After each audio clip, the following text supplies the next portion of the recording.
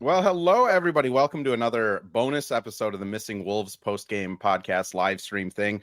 I'm Andrew Dukowitz, beat reporter for Zone Coverage, covering the Wolves, Lynx, and Gophers women's basketball. And today we got a fun one. John Carter joins me from Noah Basketball. For people who have seen my practice clips that I put up there, that is the very high-tech fancy scoreboard that is talking to the players in the background quite a bit. John, how's it going, man? Hey, doing great, Andrew. Appreciate you having me on. Oh, absolutely. When I heard that you, I think it was Hope that reached out to some people saying that you'd like to talk about it, I was like, yes, absolutely. So first, I just kind of wanted to ask you, you kind of alluded to it before we got on here, but I did find out that you were an Auburn grad.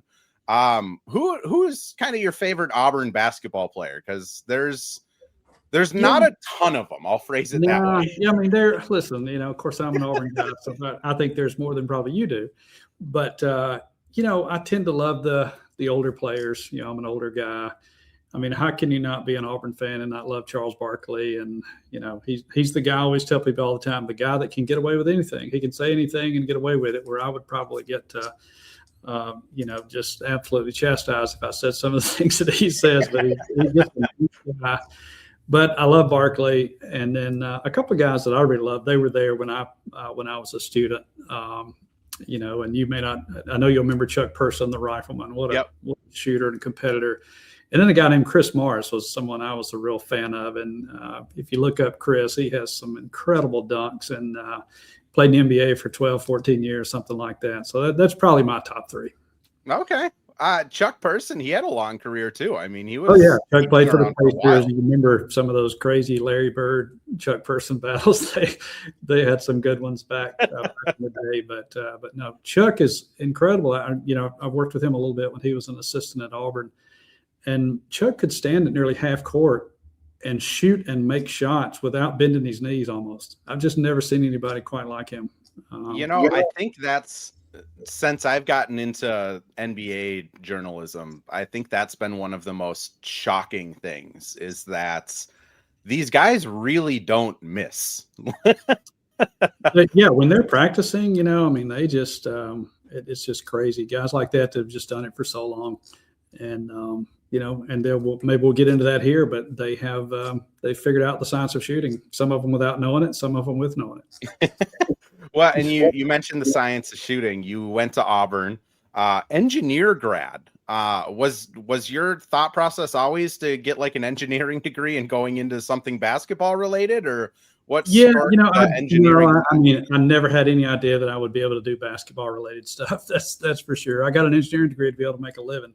And I love engineering. I love technical things. I'm one of those kids that tore everything to pieces to figure out why it worked and all those type things. But no, got an engineering degree. And honestly, I went to college. It's interesting how I ended up in college even, but I would have never went to college if farming had not been so terrible when I was in high school. My dad was a farmer. Oh, sure. That's what I was planning to do. And then farming was so bad at that time. My mom and dad was both, boy, you really should think about going to college. And then off to college you went. Yeah, that's right. And I played a little junior college basketball, and then transferred to Auburn and got my engineering degree and went to work. Yeah. So what degree in engineering did you get? What is it? Yeah, I actually have a mechanical engineering degree. Oh, for Pete's sake. Working on farm equipment all the time. That was kind of something that made sense to me. But then I also, during college and right after college, became a little bit of a software guy. I always enjoyed, coding and development and that type thing. And so that's kind of the two areas that I've spent most of my career in.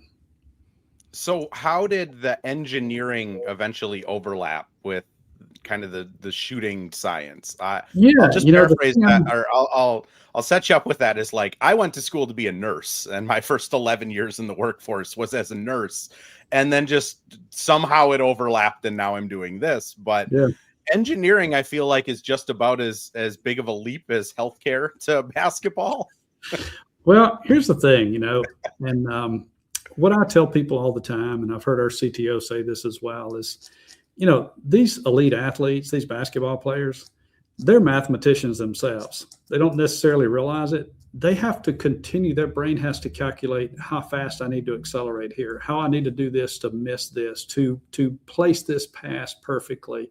They're doing math all the time. Yeah, they're not doing any any calculus proofs or whatever, but math is all around us, and engineering is all around us. And so I've always kind of had that approach and thinking about things in that way.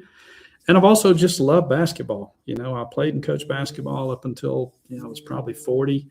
And, I had kids that played basketball and I coached them. And, I just love the game. And I've always just been fascinated with shooting. And so that's really kind of how, and then, to tell you the quick story of Noah, how it started. Yeah. So I was not the original founder. It was a guy named Alan Marty. Alan's a venture capital guy, lives in the Silicon Valley. He's retired now, but he had a daughter that was shooting too flat in middle school. And so that's where the rake attached to the ladder. It's on our website if you maybe saw that. But so he had a rake attached to the ladder and was trying to get his daughter to shoot right over the rake. And, this goes 25 years ago. And at that time, there was no real technology, but he had the idea of, wow, wouldn't it be great if you could give a player feedback without them having to wear anything or shoot through something or over something type thing. And the rake and the ladder didn't work great. And Carly, his daughter, probably was embarrassed in the driveway with her dad doing that. I don't know. But anyway, but that's kind of how it started. And then he and I connected. He was doing his venture world, and I had experience starting small companies and growing companies, and I had a passion for basketball, etc. And I'd thought about some similar things as well. So he and I connected, and we actually moved the company here to Huntsville, Alabama, and we've been here ever since. So how did kind of the idea sprout up in those early days of using? I mean, it's a pretty high tech system from what I understand. How did that kind of start or get from the rake and the ladder to where it is today? Yeah, well, it started with, hey, we need to be able to give players feedback on their arc. And the brain is really interesting. What's happening is it's something called proprioceptive training. And if you give your central nervous system or you give your brain feedback like this, it's got to be accurate and it's got to be immediate. If it's not accurate, not immediate, it doesn't work. But if it does, it's amazing what the brain and body can do. And so that was number one. We got to be able, want to be able to give feedback. That was kind of the original light going off. You shoot with a player and you say, hey, that's too flat, shoot it higher. And they might shoot it higher for a few reps, and the coach walks away and they go back to shooting what their muscle memory tells them to shoot, which is flat or whatever. Yeah. And so that's kind of how it started. That was the focus on just being able to do that. And then over time, how the world has changed toward analytics, the whole Moneyball approach and all those type things, and how the game has become so much about shooting. So when I came on board as CEO, I took over everything as far as product development and all those type things. And just went to work of thinking and spending a lot of time with coaches to understand, what do you really want? What do you really need from this product? And over time, it's become we really are not to sound arrogant, but we are the de facto standard in basketball shooting. We have 28 NBA customers, the bulk of the WNBA teams. Last year, we had 7 of the Elite 8. All the Final 4 teams were either the second or third year in a row are NOAA customers. And so, so we've had some really good success, but we've moved way past just giving arc feedback. We now do rim maps, so you can see precisely where you're missing, your left-right position, shot depth. And then one thing that teams love that we do, we provide percentile rankings, so how your left-right consistency compares to other players, and on an anonymous basis. And so that's been a really big thing as well. And now we have facial recognition. So when players walk in, they just shoot, we automatically tag them. We have now built the world's first fully automated motion capture system, which basically means we can capture joint angles throughout the basketball shot in the practice gym. We already have 3 NBA teams where this is installed. So that's kind of the next big thing for us. Is I want to understand the mechanics. I want to understand what leads to great shooting. Right now, you have a lot of opinions in that particular domain. So how does the system, again, people who have seen on my social feeds when I'm, for example, like Mike Conley and Bones Highland have a 3-point contest after every practice. And from where we sit or stand as media, the NOAA display is kind of right in the background, and I have fans pretty consistently going, what do the 3 lines mean? Why is the rim there? Like, how does this work? I have a very baseline understanding of just kind of like, Googling stuff, but I figure I'd just ask you, like, in essence, like, what does that backdrop mean when people are shooting, and how does it work? Yeah. So what you're looking at, we call it a splash board. And so there's 3 numbers there that you probably saw that meter. It looks going down through there. And the perfect shot is 45 degrees. That means it's coming into the rim at 45 degrees. It's 11 inches deep in the basket, so 11 inches past the front of the rim. And just for maybe the people that don't know, the rim is 18 inches. So that's 2 inches past center. It's not the center of the basket. That's not the bullseye. And then the last measurement is the left-right position. And we measure that dynamically for every shot, depending on where they are on the floor. We measure the left-right position based from where they're standing. And so 45, 11, 0, that's the perfect shot. And so when you line those things up, and you might have noticed we've got this green band, it looks like a ditch. If you stay out of the ditches, 43 to 47, 8 to 14, -3 to +3. Basically, it scores every time if you're in that zone. And so that's what guys are doing. That's what people are doing throughout basketball now, NBA, WNBA, college, etc. And so how we do it. So what we do, we have a depth sensor that's mounted up above. Next time you're in there, you can look above the hoop, and you'll see a big bank of sensors. And we have one sensor that tracks the ball. And so that's where we get the entry angle, the shot depth, and the left-right position. And then we also have a bank of cameras. These are 4K cameras that we use to grab video clips of every shot. And from those video clips, we do facial recognition. And that's got way, way better over time. And so now we can basically automatically tag shots. So if you got a 3-player workout going on or something like that, we can tag the data without anyone having to do anything. Everything we have built, we learned some lessons on this, is nobody has to touch a button. That's number one. And when you say immediate, I mean, it is pretty much by the time the ball is through the net and being rebounded, there's already a score up on that. On that NOAA board. I've covered the Wolves for a couple of years now, but last year I remember doing a scrum with Mike, and like mid scrum, we just heard Nickeil Alexander-Walker screaming from the back of kind of the gym. He always practiced kind of in like the far one, hidden from the media. And just a screaming from Nickeil, and then he came running over to the scrum to tell Mike that he had hit a perfect shot. And as Nickeil kind of like went wandering off and hugged the people on his way back to shooting, Mike just kind of like shook his head and goes like, I think I hit like 2 of those every day, but for him, I guess that's good for him.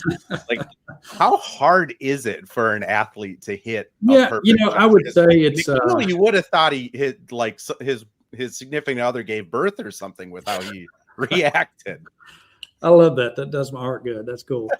But we get a lot of pictures. Like our NBA and our Division I college guy will send me pictures all the time, and it's basically a picture of an NBA, WNBA, or a college player that's standing in front of the board, and they're pointing up like this because they can take a shot.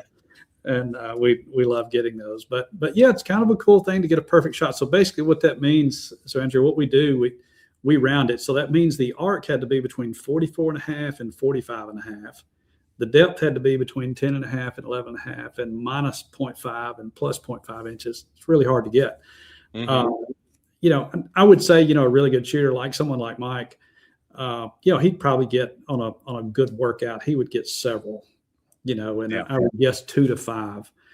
Me, I'm a pretty good shooter from the mid range. I'm an old guy, but I still like to shoot a lot. If I do a 300 shot workout, I typically get 2 or 3. And I'm really focused on it. Obviously, I'm trying to. But yeah. So 1%, 2% for someone is that's having a really good day. But what that does though is they're chasing that perfection to hit that. They're going to get a ton of shots that are in that band that I just talked about and stay out of the ditches. They're going to be a 43 and a 13 and a -2, and those shots are going to score, and they're going to count just as much if it was a perfect shot. I mean, the psychology of it is I've been kind of fascinated by too as I'm listening to you, because I'm thinking like, yeah, that is just Pavlov's dog at its essence of you give them a green and you label it perfect, and every NBA professional athlete is always chasing that. I guess, like, do you see, and I know you can't go into specifics, but kind of what's the like proof of concept, I guess, of like, if you're using Noah, like how do you see kind of like a gradual increase in shooting percentages over year, or is it more of a, people have to really buy into it? It's very player dependent. Let me think of one I can say here that's been written about. I mean, as an example, a player named Isaac Okoro came out of Auburn. That's the reason I know that name a little bit more on the tip of my tongue. But Isaac, right? If I remember right. Yep. Yeah.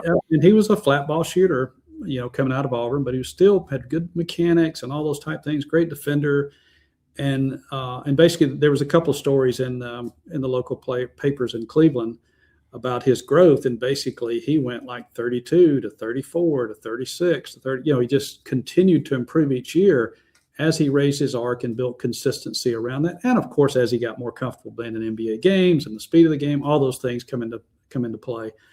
But the reason I say it varies so much by player.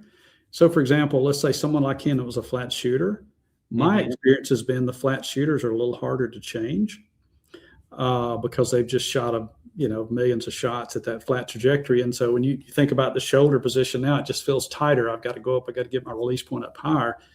The players that shoot too high, and there's certainly a lot of those out there as well, especially female players, it seems like it's easier for them to lower their arc. They don't have that tightness in the shoulder. It's just a simple thing to do. And they have like pretty immediate results. Sure. And then you'll have some players that maybe their arc is in the mid 40s or it's close to the correct arc and that type thing. And then, but they're inconsistent. They shoot a 41, then a 51. Well, that averages, 46 or 45, but it's not a really good consistent arc. Another quick one to tell you a story on is Anthony Tolliver. When AT at the end of his career was playing with the Pistons, when I first met him, he actually serves on our advisory board now. And he had the best run of his career during this last 15, 20 games after he had started working with Noah. And, he had an average arc of like 42 to 43. And you look at that, so that's pretty close to ideal, right? Well, about the best a player can shoot is plus or minus 2-3 degrees. And when you get in the games and you have defense, that variation goes up even more. Yeah. So what was happening with Anthony is he would have a ton of shots at 42, 43, and some 44s, but he also would have some 38s and 39s when he got tired. And that's when the rim just starts closing up. And so that's really what we're trying to do. This, if you're at 45, you can be 2 or 3 degrees flat or 2 or 3 degrees high and still have good enough control over the ball and enough space for the ball to score. And when you're off of those ideals, if you're shooting 42, that means you're going to have some in the 30s. That closes up. If I'm shooting 48, 49, that means I'm going to have a lot in the 50s, which the ability to control in the 50s is really tough to do. The physics just starts working against you. Oh, sure.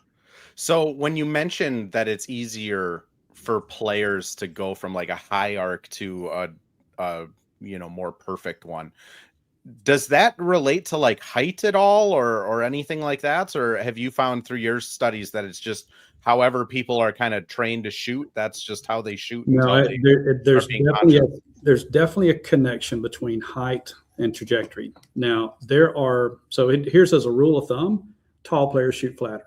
Yep. And that's not a surprise. The big 7-foot guys, I've asked multiple 7'2" players that I've got the opportunity to work with over the years and said, why do you think you shoot it so flat?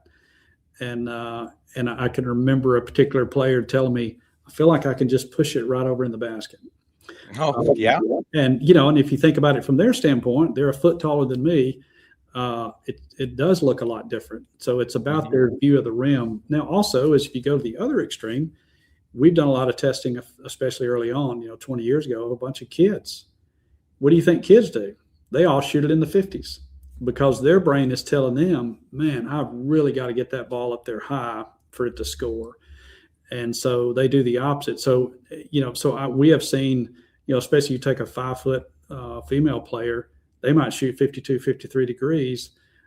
Same thing. Their brain's telling them, I got to really shoot it high. Now, there's short players that shoot flat and tall players that shoot too high and all that. The general rule of thumb, we have the data, nearly 1 billion shots. The taller the player is, the flatter their arc is. The shorter the player, the higher their arc is. I mean, it makes sense. I just, again, it must be fun to just kind of see all of the data support what people have just kind of thought for years and years. It's just absolutely fascinating. I mean, as an example, there's still people out there that are teaching this, not many at the highest level anymore, but if you're training a player to swish every shot, you're training them to miss short. Yeah, just completely flush that. There's 2 types of guaranteed scores. I always got to get this in anytime I'm on anything. Is swish, number 1, and the second one is what we call a Brad shot. Stands for back rim and down. Watch games coming up this week, and look how often at this level, especially, the made shots hit the back of the rim. Because if the top half of the ball hits the back of the rim, it's going to score. Okay. And again, it's going to count the same as if it was a swish. And so, we've really, especially as we got all the data and we start sharing that back with teams, that's now a given. Everybody focuses on getting the ball deep in the basket. We found generally that's the biggest cardinal sin in shooting. It's funny because I remember 25 years ago when I was starting, basketball journey as a elementary school, middle schooler. And it was aim at the front of the rim and try and get a swish. And you're absolutely right. I mean, Dante DiVincenzo, who's unfortunately out for the rest of the year now. I mean, when you're watching him shoot in practice or you're watching him shoot in a game, it is a lot of just the back rim barely touches the net and then comes kind of spiking down. And it's such a hard transition for people my age, I think, to comprehend that. But when you watch people shoot, you're absolutely right. It is not swishes. Here's a little bit of data for you. So at the NBA level and the Division I college level, the data is almost identical. Even at that level, players miss short 1.95 times more often, so almost twice as often as they miss long. So even at that level, at the high school level, that number is between 3 and 5. And so, and it's interesting also as well as, in the NBA, almost every player is between 43 and 47 degrees. There's a few exceptions and they're not great shooters. Yeah. But at the high school level, that number's, 1 out of 10 or something. And it's just, they have they get the biggest bang for the buck with Noah because they've just got players that are all over the place. And when you get the NBA, they're great shooters. We get all that. We didn't suddenly make the world a better, players can shoot, players have talent, all those type things. What we do is we do help a lot of players that aren't shooting as well. Like I mentioned Okora earlier, there's so many stories like that of players that have been able to get their 3-point percentage up from 32 to 38, and that's a meaningful difference. Or get their free throw shooting up. We've taken so many bad post players that were bad free throw shooters and got them at least to 70%.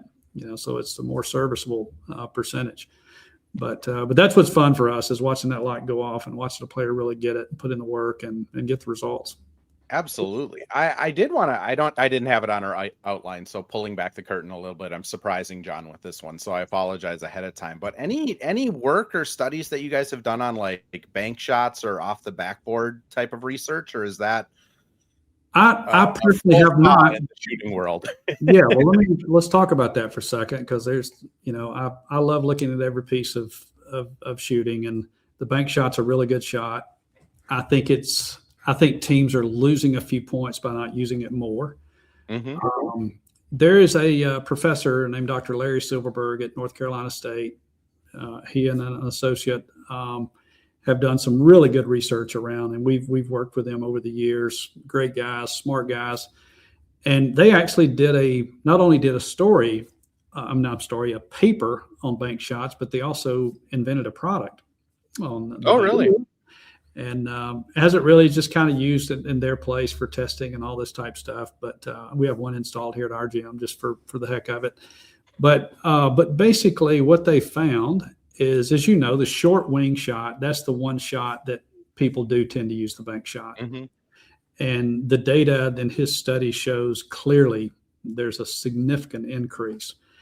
The thing that people don't know, and this is what, I'm still trying to find a test case to do this. But, as players go kind of right down the center of the lane and, they're between the, just between the circle and the free throw line, what do they shoot right there when they're coming through the lane? They're going to shoot a floater. Yep. And the NBA analytics people tell me that's the most inefficient shot in basketball is that floater. Looks great when it goes in, looks great. And it does make it, it's coming in the rim steep and it's soft and all those things. But, Dr. Siddleberg's simulations show that there's just as big of an advantage from there to go to the top of the square as it is from the short wing. And it's interesting for me as, when I was a player, back then we were always taught, get the ball at the top of the square. There were no floaters, there were no whatever. You better get it to the top of the square. And that kind of became a go-to shot for me as I got in the heart of the lane. I would get it to the top of the square. And it seemed like once I got it off clean, it was just like an automatic. I felt like it was going to score. And so let me say this quickly, why the bank shot's better. So what happens is, when you shoot over 45 degrees, you start losing control essentially. And every degree that you shoot higher, that spray pattern at the rim just gets higher and higher. So imagine trying to hit the ceiling and then trying to hit it. You can't control it. It's the same thing. It's just, it gets wider and wider. So you can't really shoot a 55, 60 degree arc.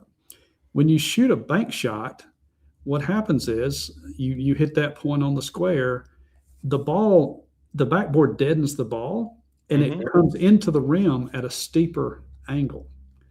And so what happens is you essentially get the results of shooting a really high arc without having to shoot a really high arc, if that makes sense. The ball's coming into the rim really steep, and you don't have to shoot it super steep coming into the backboard. So you can still really control it. You can hit that spot on the square or obviously off the top corner or whatever. And the ball's coming in really steep, so it has a much greater chance to score. So at some point, we could say I told you here. At some point, I believe players and teams will figure that out, and you're going to see guys getting in the heart of the lane and taking the ball to the top of the square. I want to say it was I wrote about it like 2.5, maybe even 3 years ago now, when Ant had started to say that he's going to start going bank shot and glass more. And really the only reason I could come to of why more players aren't doing it is like, it doesn't look as cool, which unfortunately with NBA players, I've found a lot of it is flash and looking cool, but I agree with you. At some point the data is going to be overwhelming and people are going to start doing it. Like, it's just a matter of time. I'll email you that story. You might want to flip. I mean, I keep saying story. It's a research paper. I'll email you that research paper, Dr. No, I would love that if you could. I would be fascinated. Some graphics in there that you might want to use. It's pretty cool. Absolutely. Last thing I just wanted to touch on before I get you out of here is just, we've talked about kind of the AI, the facial recognition side of it. We've talked a little bit about like how it helps older shooters, but like what's the future for Noah? I know you said a few times that high school, is that kind of where you want to get this product? Essentially what we've done the last few years is we've really focused on the top part of the game because of the technology wasn't easy. We got to get in ceilings, we got to have lifts, we got to do all those. That's not a big deal to an NBA or a college team, but for a high school team, that's a big deal. And so we've been kind of biding our time, waiting on tech to get better, to be able to do things more affordable and an easier installation. So we introduced a product about 2 years ago. It's called the Noah Backboard System, and it takes about 30 minutes to install. And you plug it up, and you're running. And it's NBA level data, no facial recognition, none of that super advanced stuff. But you can get the arc depth left, right. You can get the feedback. You get everything on your app. Really, really cool product. So that's really taken off for us, and that's been great. I also still have a really strong interest in understanding why some players are better than others when it comes to shooting. And so I mentioned this motion capture system we've built, and we have 3 NBA teams installed there. So we're now really combing through that data to understand all the insights. Like, for example, I mean, just as an example, someone says you got to keep your elbow in, got to get your elbow into the ball. And that's really important. But a lot of people don't get their elbow into the ball until later in the shot. Is that still okay? Does that affect percentage? Does the shot base, does so many different things, how a player loads, how they drop their butt, how they get ready to shoot. We're monitoring all of those things now 60 times a second. And so what's going to be really fun is to go back and look at and say, okay, on all the shots that missed over 5 inches to the left, what's different? What broke down during that shot process? So those are the things that still drives me. I want all the answers, Andrew. I don't want just some of the answers. I want all the answers. And so this is like a, really anticipated year for me because we now have a lot of data to start working through and working with these teams. And so it's just going to be a lot of fun. The other thing that we're doing a lot of work right now, in fact, I'll be in the gym this afternoon. We've got some time set aside to look at some of the stuff our guys have been doing, but we're doing some stuff with AI glasses now. Okay. And so, there's a lot of things in ball sports when it comes to head stability, all of those type things that you can't get that any other way, but the glasses are awesome. And so, you can actually, so now instead of just recording that 3-second video from the hoop looking back, now we're recording a video looking the other direction to see what the player's focus is and seeing how steady their head was. Does that change for players that don't shoot as well as players that do shoot as well? And, it's some really interesting things, we're already seeing. I mean, like one of the best shooters, and we have a bunch of former college players and stuff here. The guy's probably the best shooter in our building. We also were looking at their where the backboard is in the center of their field of view in the glasses. Yeah. And his is always to the left, but he shoots it really, really straight. For Pete's sake. And now he's right-handed and, and is probably right eye dominant. Yeah. And he's tilted just a tad to get more lined up with that right eye. You look at a Kevin Durant that brings the ball way over here. Caitlin Clark does that to a certain degree as well. Are those players left eye dominant? Maybe, maybe not. I don't know. Me, on the other hand, I'm a weird guy. I'm right-handed, but left eye dominant. And so interestingly, and I'm a pretty decent shooter, but the backboard, my focus is a little bit to the right of the rim. Huh. And so that's just some of the kind of things that we're going to learn as we get all this point of view data. And we're also we're able to do some things as far as ball tracking with glasses and things like that. So really the mechanic side of thing, we want to continue to get more and more granular at the end of the day. We don't want to leave any stone unturned, as far as what it means. This part about the data, the 45-11-0, that's done. It's proven. Everybody's good. And that is so that basically what we've been doing is providing that feedback, providing that data, and then leave it up to the shooting coaches and the players, and the people they work with to make those changes. And now we're trying to take it a little bit further and give them even more help, give them even more data to understand, this player's definitely got a problem with this or that. And we just need more data to do that. We'll hit 1 billion shots this year, by the way. Oh my gosh. Basketball shots collected since really just since 2017. 1 billion shots, and you're still going for more answers. I gotta respect that. Yeah, I always joke when I speak at coaching clinics. I always tell people, I'm a pretty smart guy when I have the answers to the test. Otherwise, pretty average. And so there's still other answers out there that I need, that the basketball world needs, that we are, bound and determined to find them.